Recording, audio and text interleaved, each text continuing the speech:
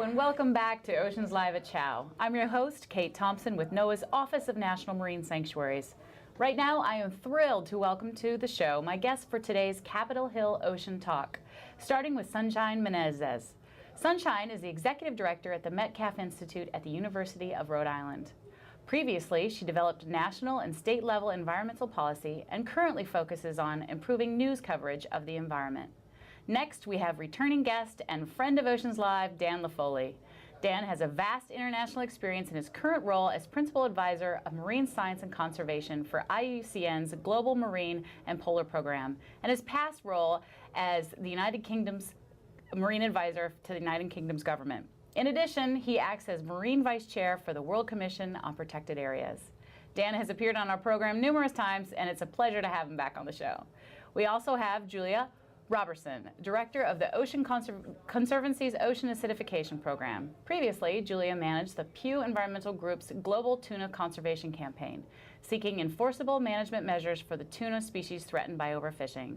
And last but not least is Stacy Lewis, who has been the Senior Policy Manager for the Consortium for Ocean Leadership since 2009. Stacy has also worked as a policy specialist at NOAA and has extensive experience in research, policy, and education. Thank you all for joining us on Oceans Live today. I really appreciate it. Thank you. Thanks. So Dan, you're surrounded by this beautiful bevy of ladies today. Hey, it was worth the trip. And Sunshine, we had to bring you in this room because everybody wants to go out into the sun. So we had to bring you here so everybody watched. I'll do my best. Wonderful, wonderful. So again, this is a discussion agenda. So please ping off each other on answering these questions, but we hope to tackle some really, really good ocean issues today. Great. So Dan and Stacy, I wanted to ask you first, are current approaches to ocean management effectively balancing ecosystem health and human use? Dan, why don't we start with you? Yeah, so I think this is, there's a couple of answers to this question. On the one hand, if we look locally, we see some tremendous successes. You look at the sanctuaries, for example, and in other countries, marine protected areas being set up. Some work better than others, but they're starting to deliver some of the benefits we hope for. But, and there's a big but, when we look at the broader ocean, we see that we're going into uncharted territory. And what I mean by that is up to now we've talked about the impacts of fisheries or port development and those types of things. But what's concerning a number of us is what we call multiple stressors. So this is the oxygen levels lowering in the ocean acidification, climate change, and it's this cocktail that is working with the impacts we already have that is taking us in directions we've never been before. And so is it working effectively? Well, at a local level, perhaps yes, but globally, the message is very clear that we're going to have to pick up the pace, we're going to have to think outside the box, and we're going into areas where no one's been before in human history as the seas change to the degree that they are doing. Stacy, what are your thoughts? Yeah, I completely agree with Dan, and I also would like to add that ecosystem health is something that we really need to understand better. How the oceans are changing and how the organisms are actually reacting to it. And this idea of resilience is something that we talked about all day yesterday, and something that in the research field we're really trying to understand. Corals and how they're resilient to a changing ocean, and then also how human uses will change, both with a growing global population and the demand for resources, and how can we balance both the growing demand for ocean resources and the resilience of the ecosystems. So I think, like he was saying, we do have local successes, but there's still a lot of work to be done as we continue to see these impacts and growing demand for the resources. And saying the growing demand for the resources, we have shrinking budgets all over, particularly here in the United States as well as globally. So what does that mean for the future of ocean management?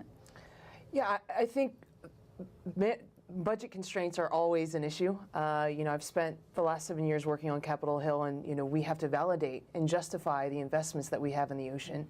And so I think as the fiscal belt gets tighter, we need to continue our job at communicating the value of ocean resources to the nation and the global economy. Also getting local communities more connected with their oceans and coastal resources and articulating their need for it.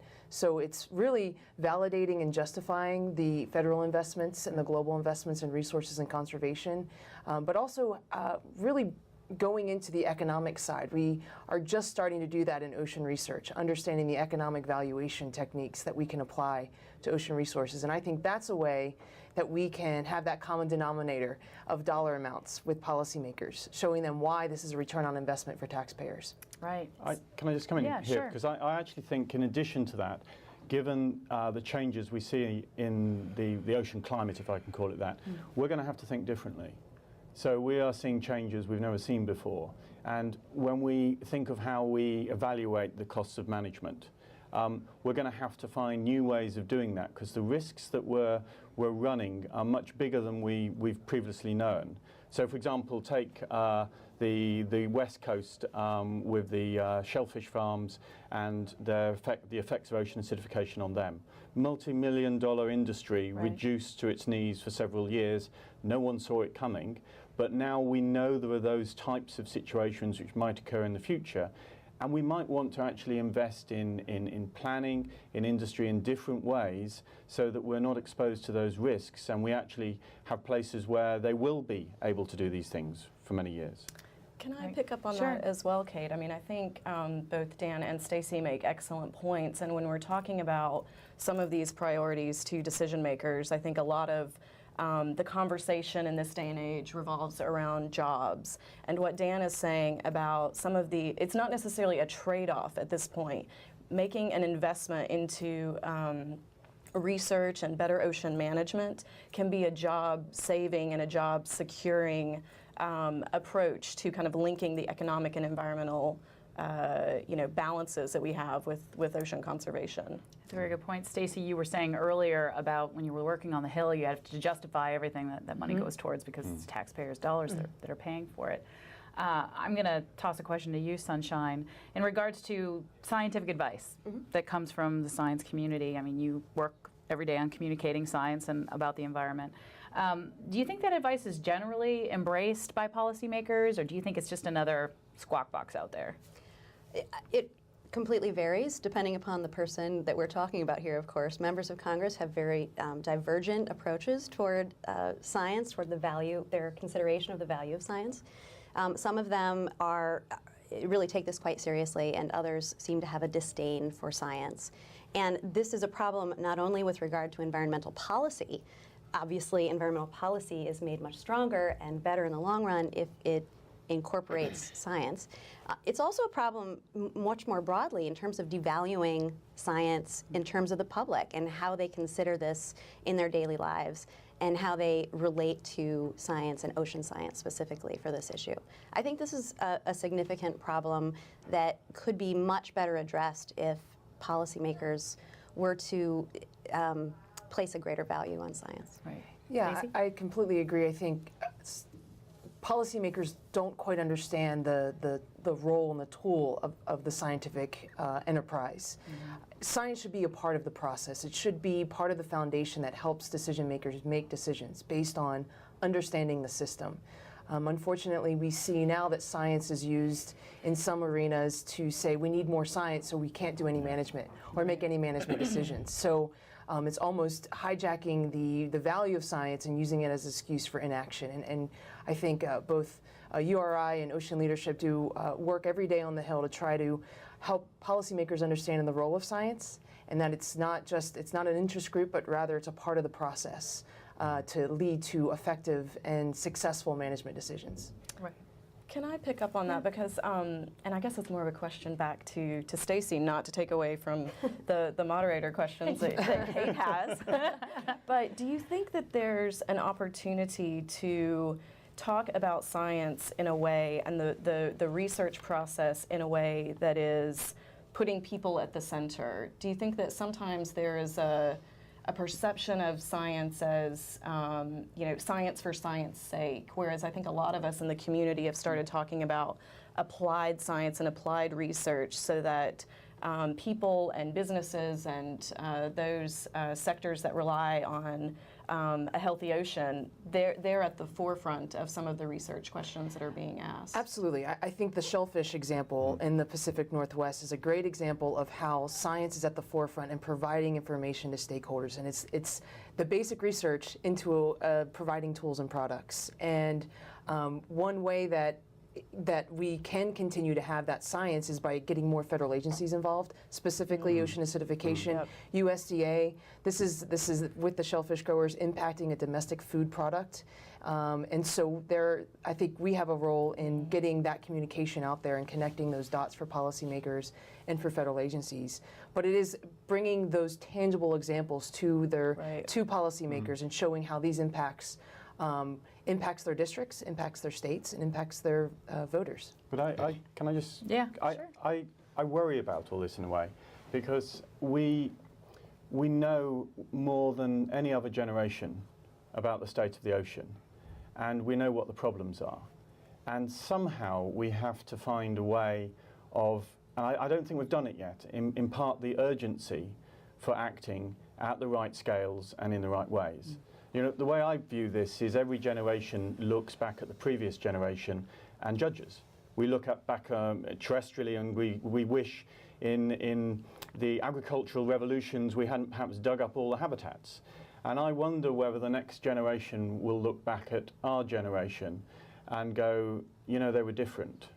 What I worry about is whether they'll actually say, and they were smart and they acted in time.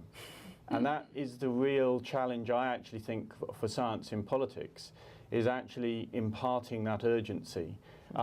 You can have the best science in the world, but unless you communicate it in the right way, it isn't going to make a difference. This is exactly what I wanted to ping on too, because I think that I just want to underscore everything that's been said here. The issue of science communication is so critical right now, more than ever in I think our collective opinions. And until the scientific community and the management community, all of these different groups, the advocacy communities working together, really figure out much more effective means of communicating these science-based themes in a way that really resonates rather with people in various ways, whether it's about the financial impacts or and jobs, or it's environmental or whatever. We need to improve upon our messaging, and until that happens, this urgency is just not going to get across. Well, Dan, and all of you have worked in a lot of international forums about the ocean. So what can we learn from other countries about ocean conservation? I think that there's many things we can learn. One is that there's no single answer, that you have to tailor approaches to the situation that you're in. And also that we have to overcome some of the skepticism about some of the tools that we have. So places where we stop extracting, we give the ocean a breathing space, marine reserves. We've got a tool there that on average, and this is from peer-reviewed papers, on average gives a 446% increase in biomass in these areas. Now, right now, in the financial crisis, if I went down to the City of London and went, do you know, I've got something that will give you 446% return on your investment, are you interested? You would have your arm pulled off, they would bite your hand off for that. And so what we can learn is through these diversity of approaches, there is hope. There are positive things that we can do. Above everything, it's not just about the environment, it's about people, and that people matter, and that we have to give voices to communities. And one of the things I'm particularly passionate about is the fact that we need to be working with the next generation. We need to be getting our information in a way where they see it in the world they live in. And we're starting to do that, but we're not doing enough. So there's a richness, if you like, of things we can learn.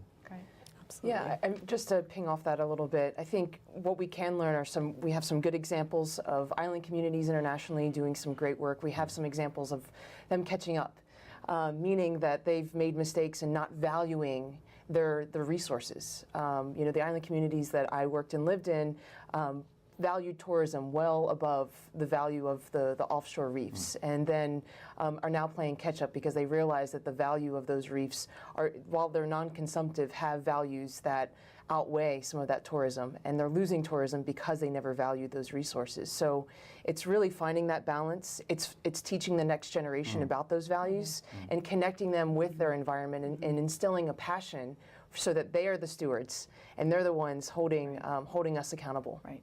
But in this next generation, I mean, information comes at people so fast and in so many different ways, iPhones, iPads, you know, all kinds of different ways, way more so than when I was growing up.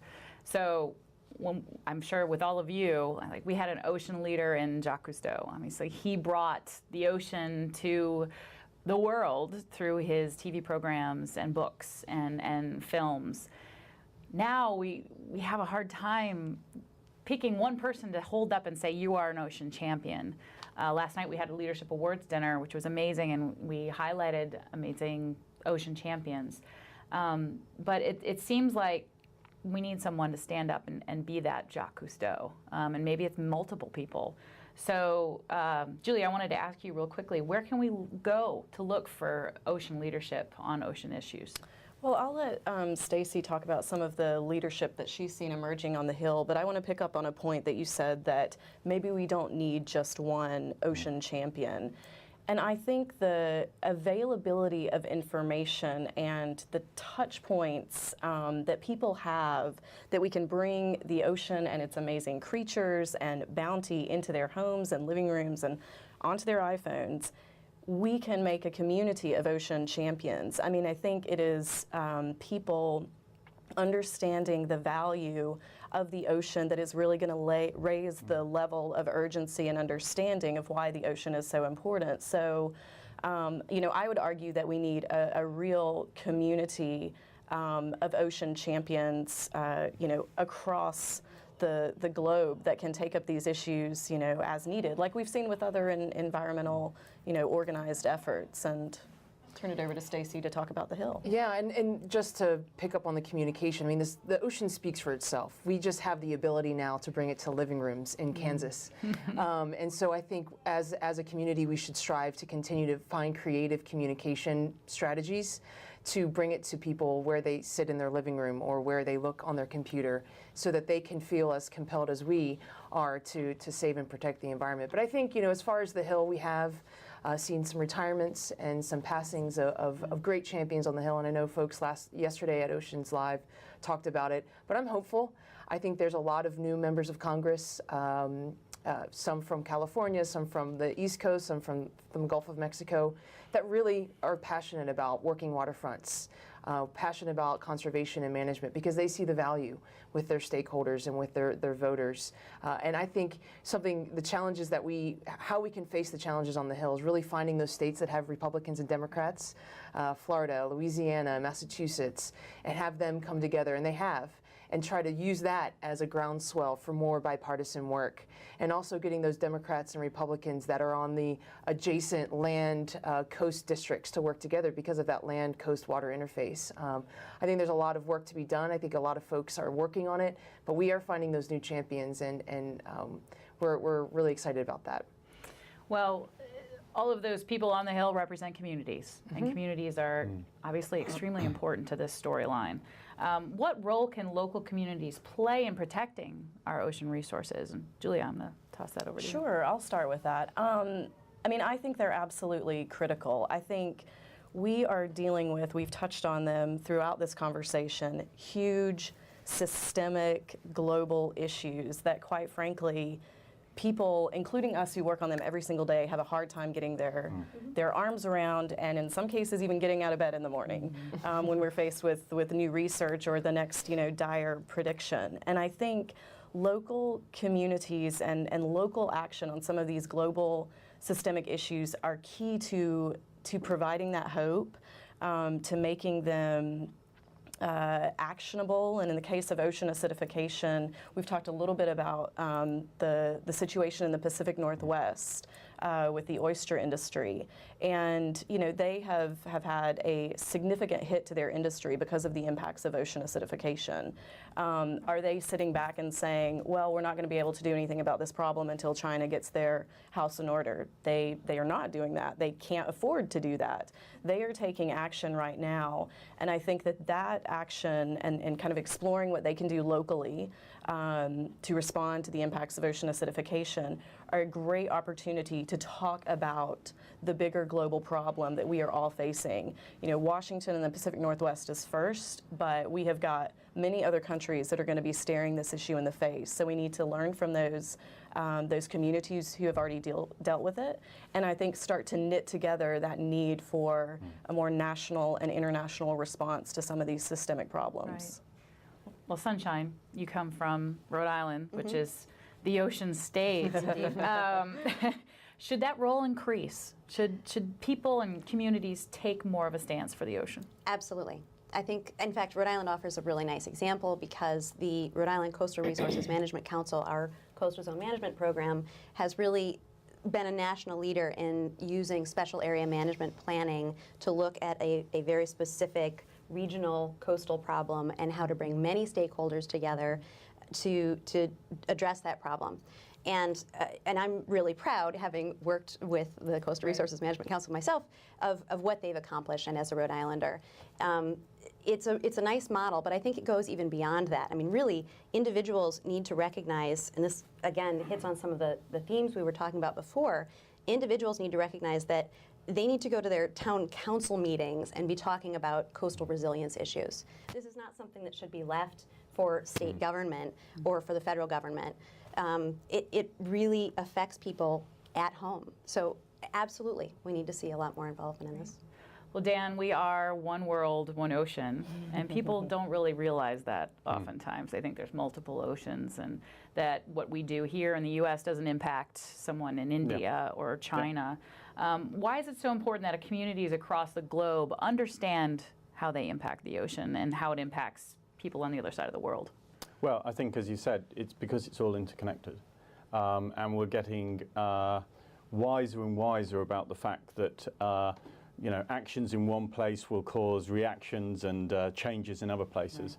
But you know, I think we've kind of, in a way, become slightly disconnected from this, and I think this is one of our challenges. So we've just, it was 40 years or so ago that we had the moon landings and the view from afar. And we heard yesterday about how it affected all the astronauts. They saw the world from afar, and we're a blue planet, and it's the heart of the matter. And one of the things that we've really got to get over to everyone, and it's very difficult because with everyone in their busy day-to-day lives, perhaps not giving it a second thought, is we're all individually totally connected to the ocean. As Sylvia Earle would say, every breath you take, every sip you take, connects you back to the ocean. And it does lie at the heart of the matter, and it is actually, it provides the systems that keep us alive. So the reality is that we've got to find ways of ramping up effort across the globe and supporting countries who may not be so well equipped to do this, to actually scale up ambition.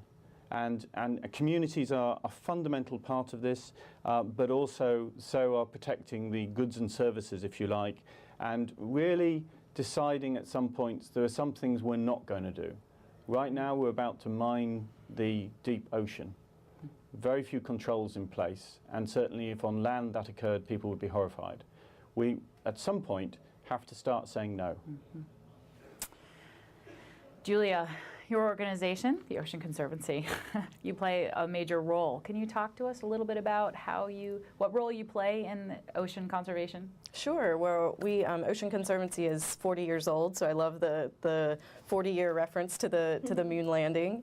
And I would say, as an NGO, like many of our conservation partners, we sit at the science and policy intersect in terms of advocating for smart ocean choices and ocean management that are going to benefit the ocean environment as well as the people that depend on those resources. And so I think our frame on that is that a healthy ocean means healthy people. It means a healthy planet.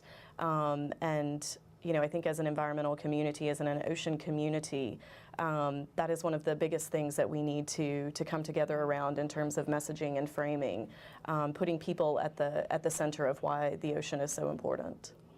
And Stacy, how about you? So Ocean Leadership is an organization that represents 97 member institutions across the country, and they're the oceanographic institutions and some industry members. So we are the voice of the academic community, and we work with policymakers to provide them an unbiased, be an unbiased resource on science. And so what we represent is really the value of science in informing policy decisions and helping policymakers understand the value of federal investments in research and development, the value of basic research, and how basic research and the federal investments actually drive innovation and technology, and how, like the gliders and the huge industry that it's blowing up to be, started at Woods Hole from a grant from the Office of Naval Research. So we demonstrate to policymakers the value of science. We work with NGOs to help bridge the gap between the conservation world, the management world, and the role of science in policy decisions. So Dan, why do you think the environment and the ocean in particular rank so low in global priorities? Because probably we take decisions on the wrong time frame and on the wrong basis, if you like. So there's an immediacy to the problems facing the world at the moment. Recessions, global recessions, conflicts. And there's only a certain amount of space in politicians' days to deal with these issues. And I don't think we sufficiently deal with some of the longer term things that can come back and bite us. So the reality is that perhaps we're not making or thinking of the decisions in the right context. I reckon if you go and talk to one of the owners of the shellfish farms in the northwest, they'll be going, why don't we see this coming, and are we going to prevent this in the future? And I think ultimately one of the greatest challenges to politicians in all this, when all has been said and done, when they've made short-term decisions, is when things do start to go wrong, I wonder who'll get the blame. And it will go back to the political process because all the signals were there. So somehow we've got to change it. But at the moment, it's because I think of this, just the system is so busy with, you know, shoring up the pound or the euro and things like that, that it doesn't get the time of day. But ultimately, it's going to be the thing that's going to be one of the most fundamental things that we have to focus on. So Sunshine, working on communication as your job. Do you think there's a problem of awareness, or is it just people just don't care? Yes, and there's more.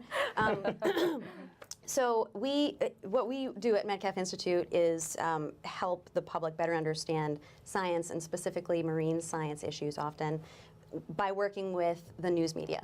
So we help the news media understand science. We have a lot of the same goals that Ocean Leadership does, but our target audience is the press, and then ultimately the public. And so, you know, a lot of it is about the fact that these issues aren't covered as much as they should be. And therefore, those people who are actually still consuming news on a regular basis, and there are actually many of them still, thankfully, are not getting as much access to all of this information as really would be ideal for them to be inspired to do something. So, you know, I don't just blame people for being apathetic. It has a lot to do with where they're getting their information, the quality of that information, and how it is expressed to them. Well, wonderful. Thank you all so much for joining us on Oceans Live today. I think we've tackled some pretty amazing ocean issues, and it was great to have all of your take on what's going on out there today. Thank you. you. Thanks so much. So that's all for Capitol Hill Ocean Talk today, but stay tuned this afternoon for more Oceans Live at Chow coverage. At 2:45 Eastern, we will have a sneak peek at last night's Leadership Awards Dinner Gala, and my co-host Matt Dozier will be on to interview Mike McCartney of the Hawaii Tourism Authority. See you then on oceanslive.org.